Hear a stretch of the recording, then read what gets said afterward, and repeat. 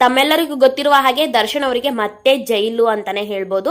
So supreme court ಈಗಾಗಲೇ ಆದೇಶವನ್ನು ಹೊರಡಿಸಿದೆ. ಸೊ ಏನು ದರ್ಶನ್ ಅವರಿಗೆ ಬೇಲ್ ನ ಕೊಟ್ಟಿತ್ತು ಇಷ್ಟು ದಿವಸಗಳ ಕಾಲ, ಸೊ ಈಗ ಬೇಲು ಕೂಡ ಕ್ಯಾನ್ಸಲ್ ಆಗಿದೆ. ಸೊ ಸುಪ್ರೀಂ ಕೋರ್ಟ್ ಇಂದ ಅಧಿಕೃತವಾದಂತಹ ಆದೇಶ ಕೂಡ ಬಂದಿದೆ.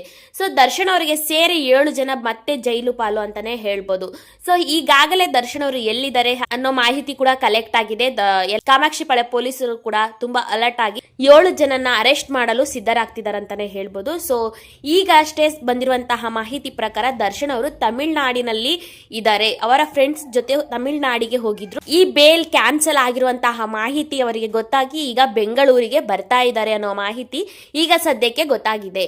ಸೊ ಸುಪ್ರೀಂ ಕೋರ್ಟ್ ಯಾಕೆ ಈ ತರ ಒಂದು ಆದೇಶ ಹೊರಡಿಸಿದ್ದಾರೆ, ಯಾಕೆ ಬೇಲ್ ಕ್ಯಾನ್ಸಲ್ ಮಾಡಿದ್ದಾರೆ ಅಂದ್ರೆ ಮುಖ್ಯ ರೀಸನ್ ಏನಪ್ಪಾ ಅಂದ್ರೆ ಈ ಟ್ರಯಲ್ ಕೋರ್ಟ್ ಅಲ್ಲಿ ಏನ್ ನಡೆದಿದೆ, ಪ್ರತ್ಯಕ್ಷವಾಗಿ ಸಾಕ್ಷಿಗಳಾಗಿರ್ಬೋದು ಅಥವಾ ಏನ್ ಹೇಳಿಕೆಗಳನ್ನ ಕೊಟ್ಟಿದ್ದಾರೆ ಅದರಲ್ಲಿ ಸ್ವಲ್ಪ ಅನುಮಾನವಾದಂತಹ ಸೂಕ್ಷ್ಮಗಳೆಲ್ಲ ಕಾಣಿ ಇವರ ಹೇಳಿಕೆಗಳಲ್ಲಿ ಸ್ವಲ್ಪ ಅನೇಕ ವ್ಯತ್ಯಾಸಗಳನ್ನೆಲ್ಲ ಕಂಡಿ ಪ್ರತ್ಯಕ್ಷ ಸಾಕ್ಷಿಯಲ್ಲಿ ಪ್ರತ್ಯಕ್ಷ ಹೇಳಿಕೆಗಳಲ್ಲಿ ಅನುಮಾನ ಹಾಗೆ ಕೆಲವು ವ್ಯತ್ಯಾಸಗಳು ಇದೆ. ಸೊ ಹೀಗಾಗಿ ಚಾರ್ಜ್ ಶೀಟ್ ನಲ್ಲೂ ಕೂಡ ತುಂಬಾನೇ ವ್ಯತ್ಯಾಸ ಇತ್ತು. ಇವರ ಒಂದು ಬೇಲಿನ ಪ್ರಕರಣದ ಏನ್ ಚಾರ್ಜ್ ಶೀಟ್ ಇರುತ್ತೋ ಅದನ್ನೆಲ್ಲ ಪರಿಗಣಿಸಿ ಈಗ ಸುಪ್ರೀಂ ಕೋರ್ಟ್ ಆದೇಶ ಕೊಟ್ಟಿದೆ.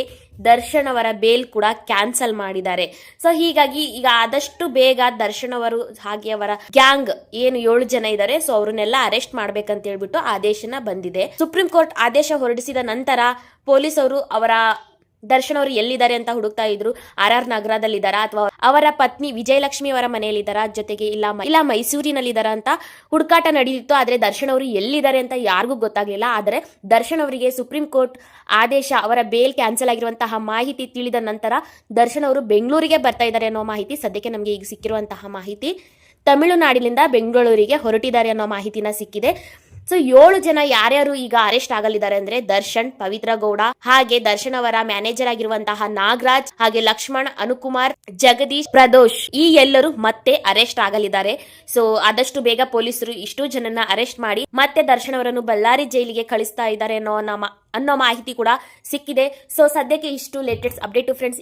ಇನ್ನು ಅನೇಕ ಮಾಹಿತಿಗಳನ್ನು ಇಟ್ಕೊಂಡು ನೆಕ್ಸ್ಟ್ ವಿಡಿಯೋದಲ್ಲಿ ಸಿಗೋಣ. ಸೊ ವಿಡಿಯೋ ಕೊನೆವರೆಗೂ ನೋಡಿದಕ್ಕೆ ಥ್ಯಾಂಕ್ ಯು ಸೋ ಮಚ್.